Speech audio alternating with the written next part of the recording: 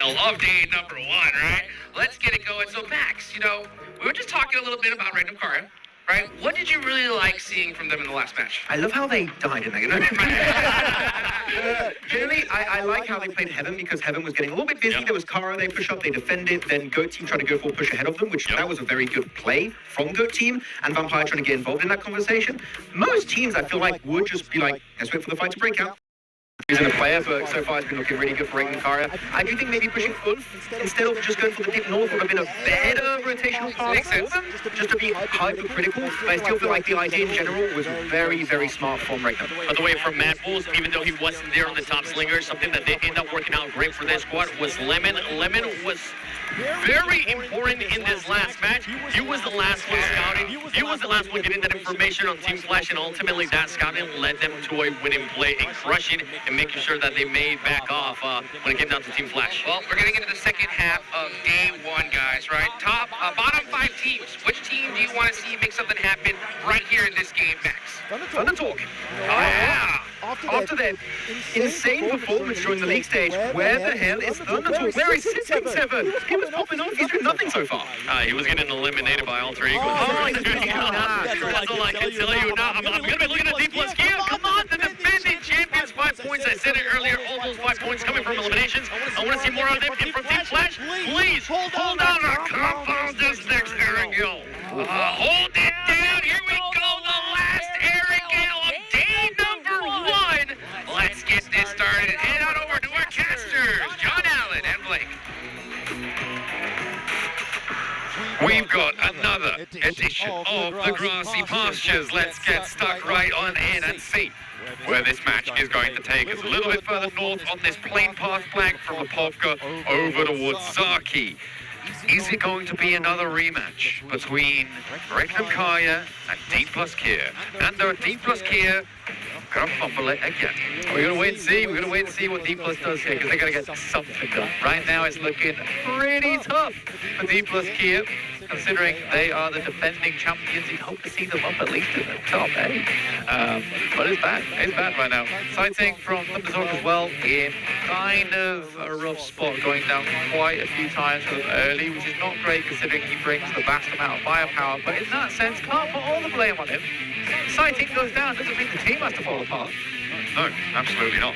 It is a mutual responsibility for everybody in the team.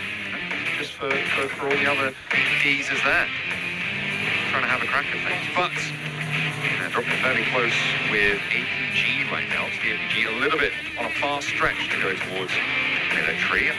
Could cause some conflict, but it seems like they are going to split it off. So Thunder Talk's sticking to Milter.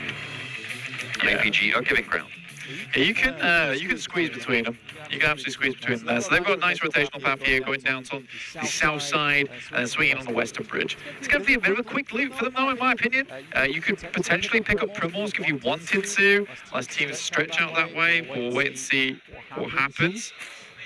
Random Karia, obviously, we want to see them do better.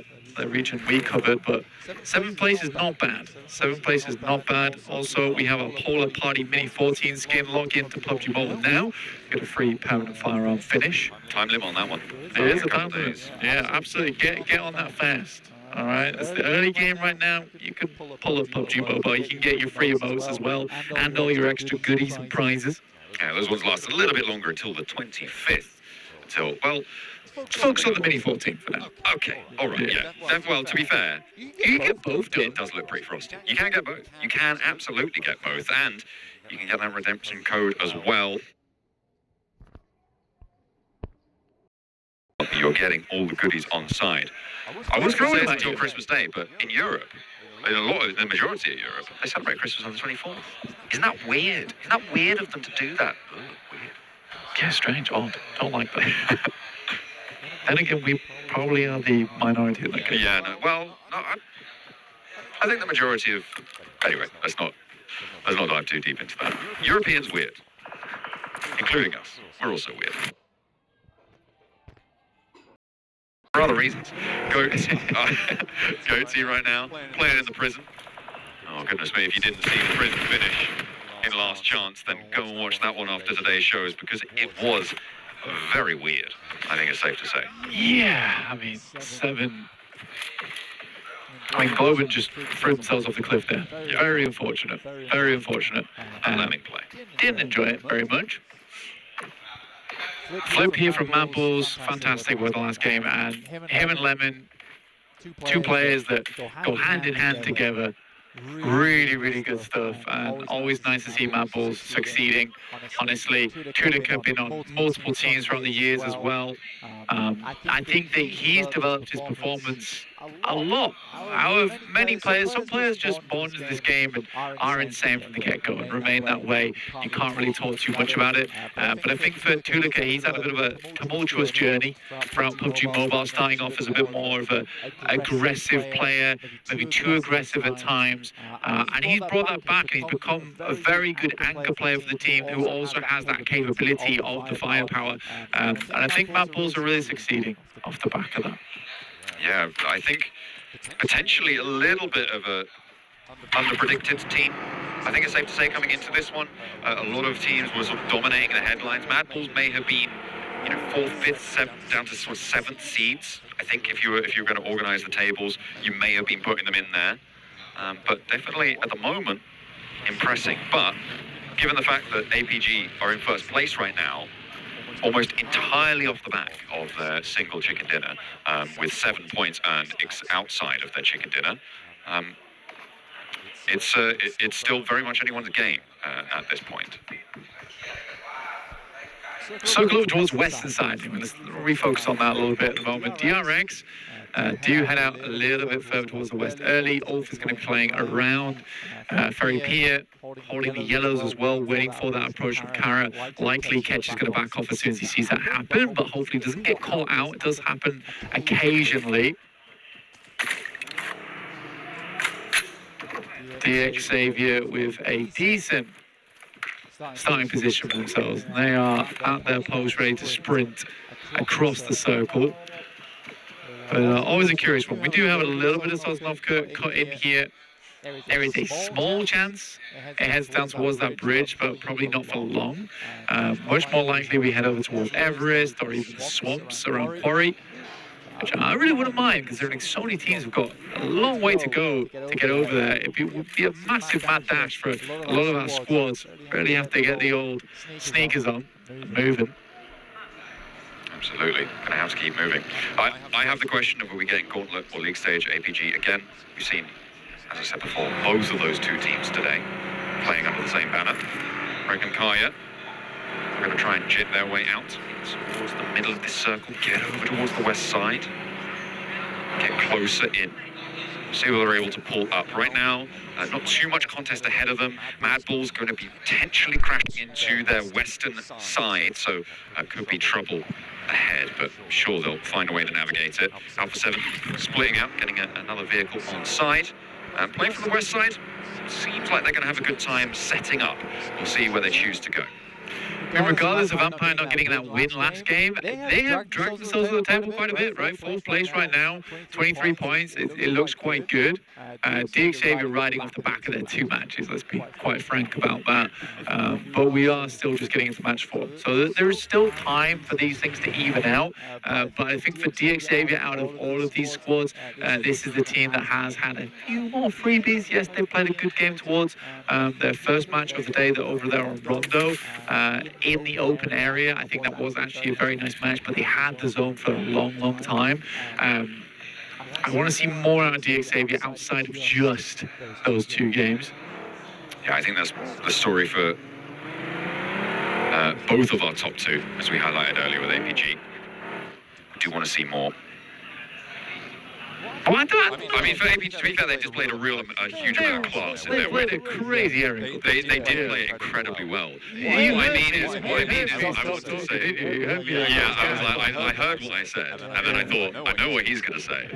And so I jumped back in, because it is fair. Absolutely, their Erringer win was absolute class. Ooh, that is a sit down there. And Thunder seemingly not able to talk, a little bit muted on this tournament so far. That's going to be another flush sent their way. Nasty stuff, but brilliant pickup. Let's be able to find that point. Alter Ego, happy. That's a ridiculous shot, though. No? Wait, Alter Ego pick got that point. That wasn't go. Oh, I okay. think it was all Alter Ego shot, because like I said, that is a ridiculous shot. It was on target.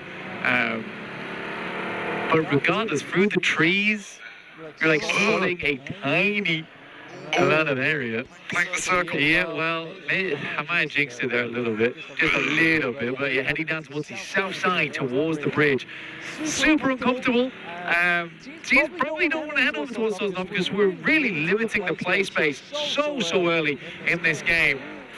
I think this might be one of those matches that ends around about Zone 8 instead of Zone 9. So we're going to get a bit of a quick match here over an Arundel, a final one of the day.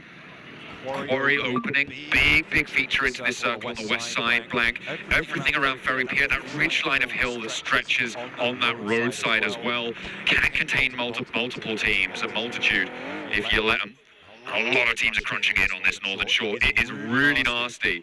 Maxman is making emote faces at me right now, and maybe it's going to be a chance for him to continue as Rick and Kaya lighting up the battleground against Ulf, who actually drop here. Rick and Kaya going to wade straight on into the fight, and Loxy not going to go for the reses, instead maintaining ground in the face of Ulf.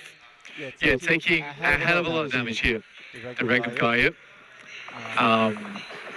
Smoke does work.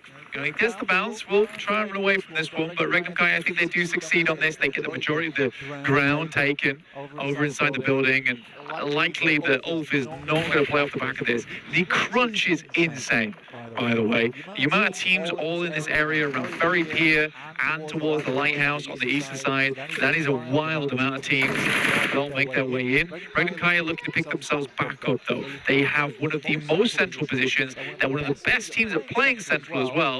And they do get all 4 players back up against. This is a very promising start for the Turkish squad. There are teams around the mouth of Quarry, which I did expect, but there's really not that many teams still north of the road. Everybody's up to get into, as you said, this crunch, right? Between, rather south of the road, and Ulf may be the team that feels the brunt of it the most. Finally, teams are starting to join the Mad Bulls on the ridgeline to the north of this. But right now, I feel like the Mad Bulls might have a pretty commanding spot here. Potentially difficult to transition away from. And there's still a lot of dangerous circles that sit in this future because a lot of it is still water. Maybe up to 40% here. Yeah, it's a super grim circle.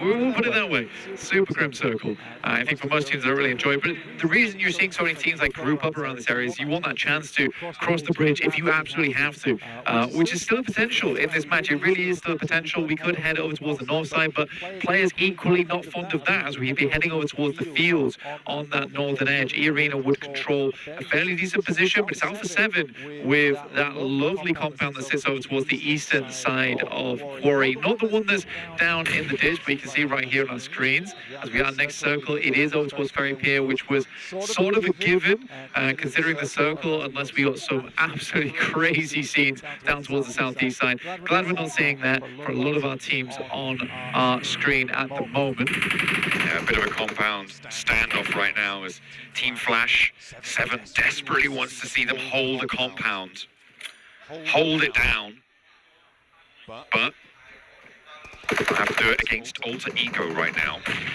APG holding their south side as well. Krypton on the outside here, looking to vault around, get the golf angle. Tops is off in the distance, actually on the hillside, so could prove to be an important third-party third angle. Vampire having rounds sent their way one after the other. Ida connects, but he's backed off the angle. This should be resable for Vampire. I think they're going to be able to maintain, but both of these two teams going to have to move, as everybody is still crunching south. Yeah, Thundertalk. Ida's going straight back in. Thundertalk, yeah, they made this wrap, right? It was a weird wrap that they made down towards the southeast side. E-Arena looking over towards Alpha Gaming, who were sent away from this position, playing a little bit split there. But if they could regroup, I'm not too angry about it. I'm honestly not too angry about it. They got themselves a little bit of early warning signs from teams starting to make their way in. They are very central as well, John. Very, very central indeed. The Arena went very quickly through the middle of all of that from the northern side, and APG back off. They don't want to keep that fight going. So another team joins Ferry Pier. DRX on that west side. He is really front to back on that. a little settlement there. And actually, the fact that only Ulf has lost a player in Ferry Pier right now is pretty nuts. It is pretty nuts that only one team has lost a player in that spot. DRX also playing as 4. So we have 4 4-player teams, 1 3-player team playing in the same settlement right now. Yeah, the old Regnum foresight there once again. Clairvoyant, sightless, kind of understanding where this circle probably will go. Looks to claim a position nice and early, it absolutely does, and that's where that Ulf elimination came from. Sighting up over towards the island. Sits between Sosnovka and Ferry Pier. Playable, definitely playable. For how long is the true question of it all. We'll give himself a loot crate, which is hilarious that drops there. But Thunderstorm, they'll take it, They're full tops on this one. Okay, all right, yeah. Well, they are already down a player, so they do need all the help they can get. D plus Kia, they are moving in from the north side and potentially looking to challenge Mad Balls, but they don't need to go that far just yet. DRX should be aware of Thunderstorm maneuvering around on this south side. It's actually not too many teams that are going to be within render distance of Sighting's position. There are... Okay, no, it should be most of the teams in Ferry Pier. Maybe just about. Maybe not APG, but it's going to be a limited amount of impact. Okay. Hard east shift. Regnum Kaya slap bang in the middle of the east side of Ferry Pier. Yeah, this is big news for Regnum Kaya. They're going to love this one. It's going to give them a massive opportunity for a big win on the back of this game. And they've got to hold out. They've got to hold on. They have a fairly good compound to do it from as well. Great shots from these out. Again, you are going to see this regularly over here at the PMGC Grand Finals. Players are getting so good these days. Players are getting insanely good when it comes to those long-range shots, especially just with the assault rifles as well. Very surprising to see, but they're happening more and more often now. Ooh, Team Flash on the north side are winning their fight with Alter Ego, busting them down to 2. Haven't lost a player yet, but that could all change. And D plus Kia in the meantime, by the way, off in the distance. Nice little pickups coming on through. 4 Team Flash go moving out in drips and drabs across the open grounds here. Vampire making their crash in the meantime. Again, looking to join in on Ferry Pier. There's another team getting into the mix. Oh, needle threaded there. That should be resible as soon as the smokes bloom, but Yala needs to be careful, needs to be a little bit tentative. Come on, guys. Oh, Yeah. oh, Come on. That's a little bit of communication is all we're asking for. Not much more than that. okay. Looking towards the circle though. Blake Thundertalk have made landfall on that south side. Yeah. Thundertalk is probably the weirdest playstyle I've ever seen out of a single team. Their ability to go from tactical, aware, methodical to chaotic and just pushing teams like crazy. It doesn't make sense to me, but I love that they can just flip that switch on a dime during the game. It's really great to see. A lot of teams are able to shift gears like that quite as easily as Thundertalk are. Gives them a real advantage when it comes to those moments where they absolutely have to change that play style in the moment. Absolutely. D plus Kia, I mean, they've been able to patch themselves up, but will fully lose 1 now in their engagement, their standoff with Team Flash. Alter Ego obviously losing half of their players, but getting down all the way to the south to one of the piers, one of the outcrops there. Alpha 7 on the northwestern side right now. We're going to try and push on through. Oh, it looks like, yeah, Irina and Vampire are going back and forth, but it's not going to be a happy situation for Vampire. They may still be able to get that res. Back on, though, with Alpha 7. They have R8 to their south and 3 players from D plus to their northeast. See who's going to go for that crash, or if they're going to try and divert R8 and disengaging. They're going into the west side of Ferry Pier. In the meantime, everything's popping off on that northern side, or it certainly should be. As the south end actually finds Alter Ego coming a cropper. Alter Ego down, yeah, very surprising. But again, we're getting to that stage of the game now. It's stage 5, where this circle can't really hold that many teams anymore. And it's going to get worse and worse and worse. For the time being, there is still compounds available, but as we crunch in, teams are going to start falling like dominoes into the future. chips here. CQC for D+, but it's looking bad. It's looking very bad for D+ and their prospects. Looking to get toasted here. Alpha 7 rolling in as well. Just over the ridge lane. Revo looking to heal Mad Bulls. I mean, we've seen what they can do in close quarters. And Pusher, Tulika handling their business. Moving up, playing down 2 versus 1 on the angle. Alpha 7 not with the backup on the angle just yet. Carrillo maybe looking for it. And a good name from Revo does bring things back into control a little bit more. These are the only 2 players. All the Mad Bulls on the angle. And Carrillo has found another. Last player to stand for Alpha 7. But the Flasher here. They've flexed out from the northeast side. They've dealt with the majority of the damage towards Alter Ego. A lot towards the rest of them. And they want to sweep through the rest of this fight. There are not too many remnants left to sweep under the rug. If Flash gets a little bit out of this one, they've already got 6 elims. Oh no. So they're kind of gone quite crazy with this one. Alpha 7 Carrillo steps out. And as he walks back in, takes a bit of a tag. Wounded now is Alpha 7. Carrillo, that nade should do the trick when it pops, but not even required, as Bose will finish the job with the DBS in hand. For Flash, at this stage of the game, you know, it's still not too late. But playing in front of a crowd like this, it is nerve-wracking, especially for a fresh team like this going through to PMGC. It is so different. They had nerves cold as steel over in the gauntlet, over in the group stages, but here it's a very different story. Well, they do still now have a 4v4. They've managed to win some of the fights, and Bose lands first knock on the off angle as well, stepping up on the side of that tank there. And Ida's not really super resible right now. We'll crawl down and let Amori pick him back up. But in the meantime, Flash need to take initiative. They need to push forwards and use the time that's been allowed to them to look for the pressure on the back line. As soon as that res comes through, our rates start to re-establish. That will start to happen now, and Team Flash not really getting too much done. CS though moving into this angle, I think that might be the saving grace for them. Look at what he's been able to find. Prestige may be unaware. His nades are coming through fast from the Flash. And the only way I can see this happening is because they've got so many to work with. Zias finally finds a little bit of value off the back of that. He does spot Amori straight away. It's a great nade up towards Ida. Very low now. But Zias has got a lot to deal with in front of him. Team not quite seeing these angles just yet, but Ida's low, Marv's low. Ida just gets the first aid kit off, so he's back into the fight. DX here with a third party knockover towards Team Flash. Slow their roll a lot here. But the holdout going to try his best, but it's not going to happen. Amori now rampaging over and on through. Marth with the side angles, and Levi's really ruined that day. Team Flash, I mean, they had a really good go at it, but with 2 players now, facing down R8 is a fearful prospect. DRX, in the meantime, getting some great nades and great damage off towards APG.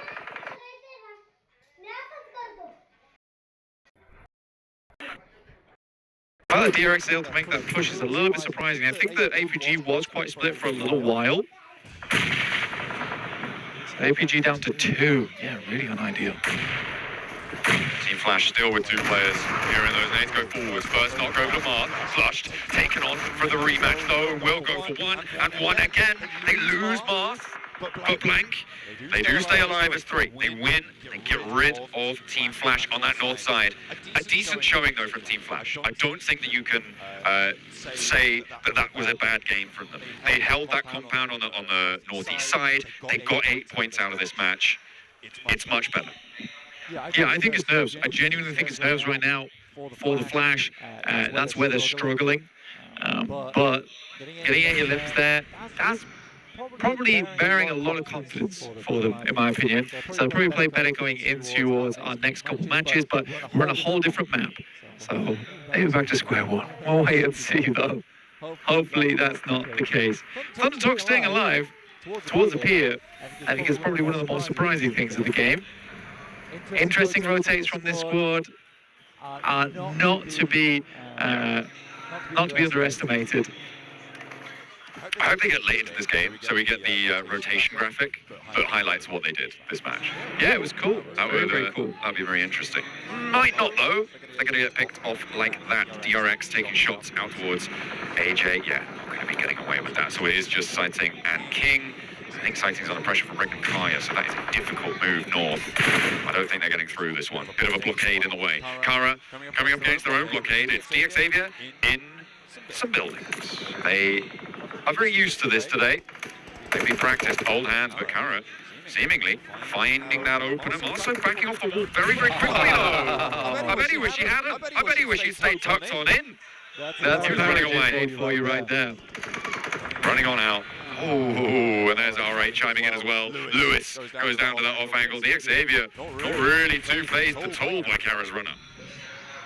Otto, lovely nade off the back of the stair window as well. Bounced out towards Marso, immediately took him down. Oh. CEO will nade Marso out. So, no points for you, Parachute.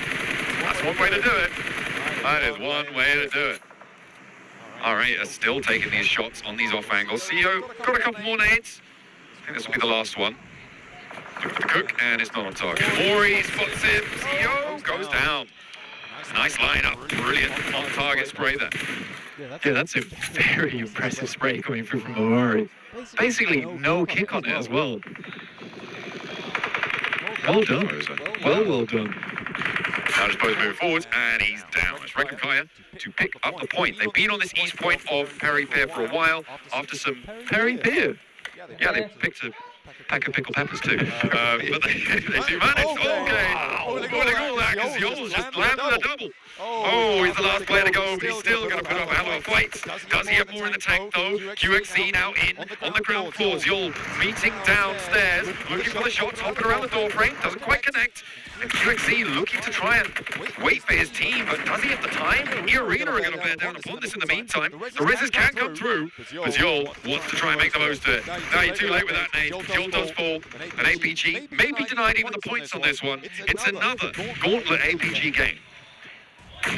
Good stuff there from DRX. And again, DRX is a strong squad. Initial fight over towards APG was great. It was a little bit split for my liking personally over towards APG. I think they needed to give some ground a little bit quicker there because DRX basically just flew in from the western side, picked up first knock, and that was it. Thundertalk get King and Sighting into the mix here. Regan Kaya still going strong on this east side, but it's their cross, right? It's their entry point to the circle that is a little bit hard to work with. Oh, get caught across, losing one. DRX now up to 5 elims on the southwest side. Regan Kaya moving in from that east point, going to have to condense a little bit more. I mean, it is all about R8 transitioning. It's all about DX Xavier transitioning down south. Who's going to be in the lead when it comes down to it, right? Because there's a lot of this circle that is just outside Ferry Pier. For Regan Kaya, they make a good play here, though. They get up to the next edge, but if I'm Regan Kaya, I have no idea Thundertalk's here, by the way. I have no idea.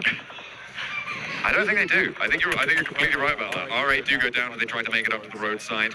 And they just aren't going to find it. Yeah, they have absolutely no idea. They have absolutely no idea. For Regan Kaya, there is no way that they could know. This is totally reasonable to not be aware of this spot.